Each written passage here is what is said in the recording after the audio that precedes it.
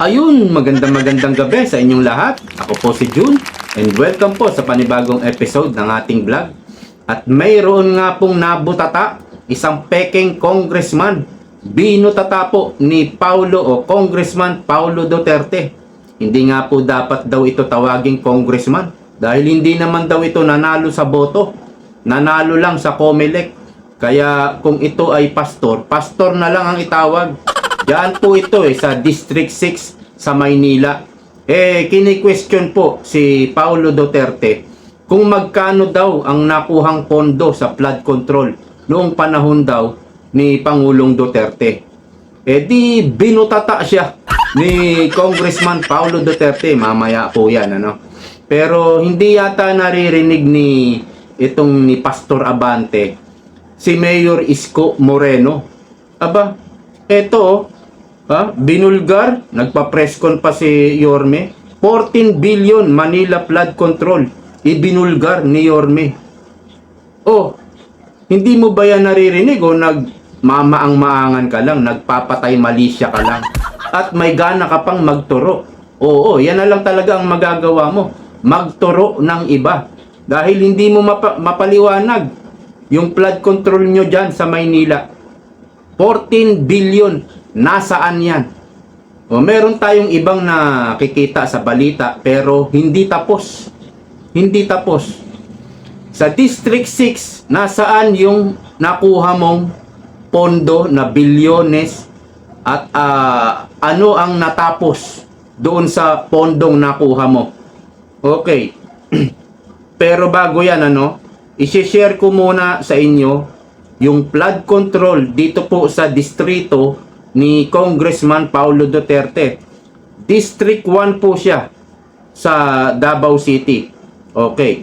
Panoorin nyo po. Galing po ito sa isang kasangga natin na vlogger. Alright, ito na. Itong mga nangita o flood control diriya sa Davao, ha? Yan. Ang ginahimo. May bakal pa. Control. Grabe. May railings pa. Tapos yung rani, Ayan, Ligon kayo simento. Tanawa, pag-iton pa mo kung sa kabangis ng simento, tanawa, Ayan, antibay.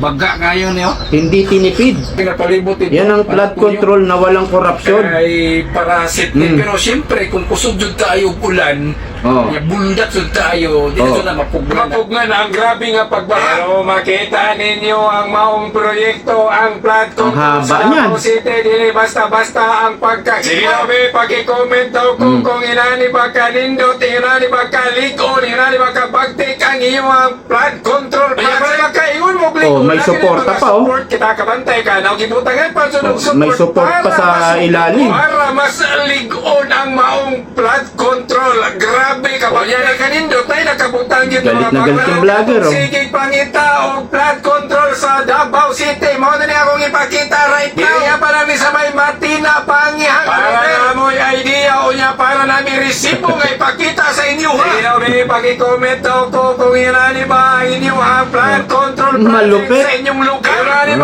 Hindi natin maintindihan. Ang pagkalisin nyo. Bisaya ba? Hindi lang natin maintindihan. Pero Bisaya. Okay, ano ba sinabi ni Pastor Abante tungkol sa pag-question niya dito kay Congressman Paulo Duterte? Pakinggan din natin si Pastor. Hindi na natin tatawagin congressman yan, pastor na lang. Bilang paggalang. Ito, panoorin nyo. Ako, ang suggestion ko kay Mayor Baste, tanungin niya yung kanyang kapatid na congressman. Magkano ba ang pondong nakuha ni Congressman Pulong nung congressman siya nung panahon ng kanyang father? Magkano po yung nakuha? I-reveal niya kung magkano, kung saan ginamit. Kung saan ginamit ang pondong yan. Saan ginamit? Kung paano ginamit yan. Kung ilang bilyon ang napunta sa flood control project. At kung bakit malaki pa ang baha at Davao. Pero ayon kay Congressman Duterte, kung gustong malaman ni Congressman Abante kung magkano ang inilaang pondo sa flood control projects sa Davao City, inuutusan nito ang Department of Public Works and Highways o DPWH District and Regional Offices na magbigay sa mambabatas ng opisyal na datos at halaga. Giit pa nito, walang nagbabagsakang flood control project sa Davao City Oh. at wala ding ghost projects. Oh. Kung may bahaman, humuhupa rin anya agad. Hindi kagaya ng mga swimming pool sa lugar ng Manila Congressman. Accessible. Accessible ang lahat ng datos, lahat ng dokumento diyan sa DPWH. Tignan mo. Tignan mo, marami ka namang tauhan diyan, mga staff. Kumuha ka ng kopya sa DPWH.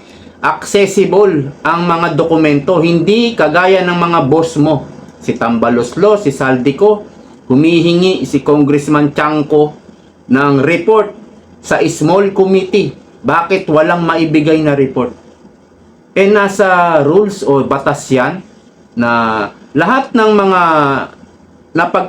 napag-usapan sa committee, sa lahat ng committee, dapat lahat ng congressman bibigyan ng report. Pero walang makuha, walang mailabas.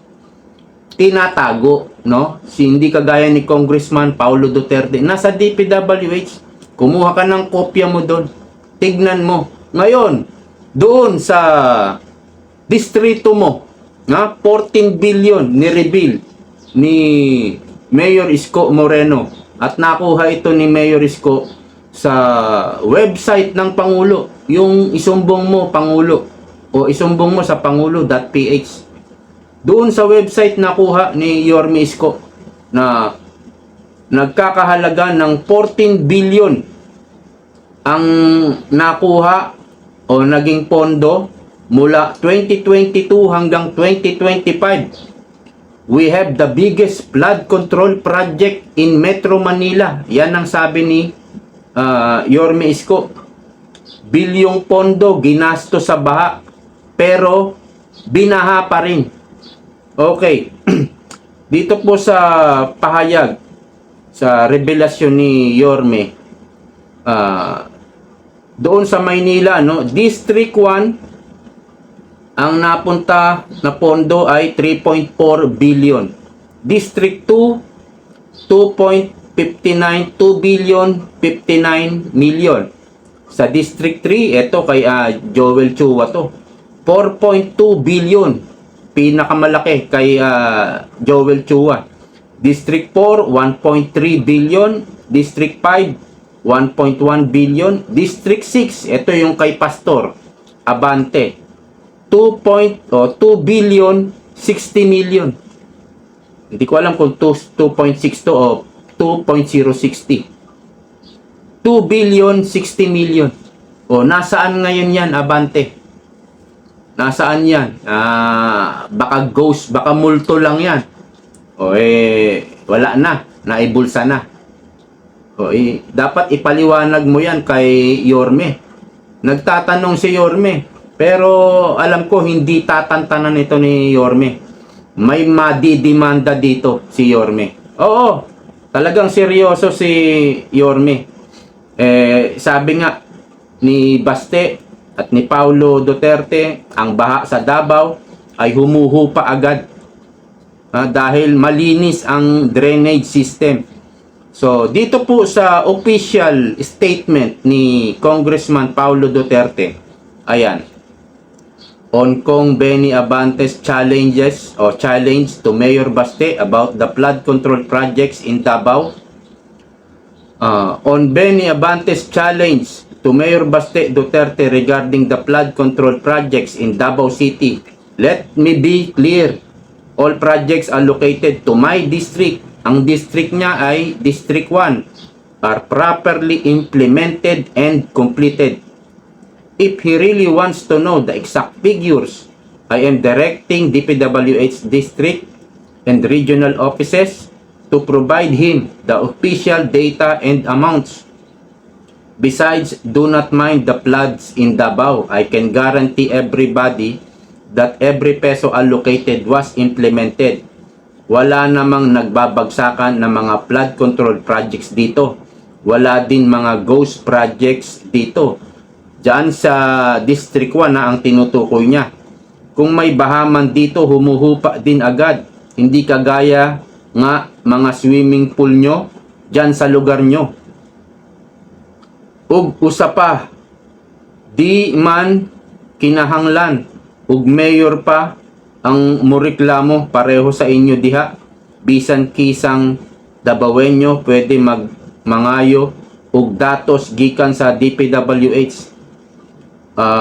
Isa pa, sabi niya, di man kinahanglan yung mayor pa ang nagreklamo pareho sa inyo. Okay, tuloy natin. So, ayaw nyo ibutang sa ngalan sa akong igsuon nga mayor ang inyong pagpangutana kay transparent ang among mga proyekto ug accessible and records. Yung kanilang mga proyekto ay transparent and accessible ang mga records.